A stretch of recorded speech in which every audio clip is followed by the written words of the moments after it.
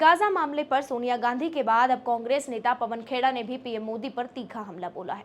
पवन खेड़ा का कहना है कि कांग्रेस हमेशा से कमजोर लोगों के हक में रही है, उनके न्याय के लिए आवाज उठाती रही, लेकिन पीएम मोदी ने देश की इस पुरानी परंपरा को ही दांव पर लगा दिया। उन्होंने आरोप लगाया कि गाजा के हालात को देखकर भी पीएम चुप है, क्योंकि उन पर कोई बड़ा दबाव है या उन्हें ब्लैकमेल किया जा रहा है, जिससे मजबूर होकर वो खुलकर इजराइल के साथ खड़े हैं। सोनिया जी ने पहले भी उठाए, कांग्रेस पार्टी ने लगातार सवाल उठाए, हमला बोला प्रधानमंत्री पर कि आप कैसे एक गैर कानूनी युद्ध में जाकर इजराइल के साथ खड़े हो गए। आपने देश हित को तो खैर आप भूल ही जाइए, इस प्रधानमंत्री से उम्मीद नहीं है कि देश हित के लिए सोचें। जो इस देश की परंपरा रही है कि न्याय के लिए लड़ना, कमजोर के साथ रहना, मजलूम के साथ रहना, उसको भी आपने तिलांजलि दे दी। गजा के लिए किसी यूएन रिपोर्ट की जरूरत नहीं थी। जिसकी आंखें हैं, कान हैं, जो देख पाता है, सुन पाता है, पढ़ पाता है, क्या वो नजारे, वो मंजर हम लोगों ने नहीं देखे कि छोटे छोटे बच्चों की लाश के टुकड़े ले जाते पॉलिथीन के बैग्स में माता पिता।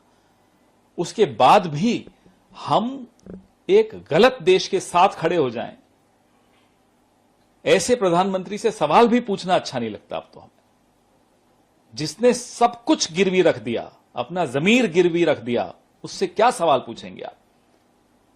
आज जो यूएन की रिपोर्ट, ये दूसरी रिपोर्ट है आई है, मैं फिर दोहराता हूं, यूएन रिपोर्ट की भी आवश्यकता नहीं थी। सबने सब कुछ देखा है।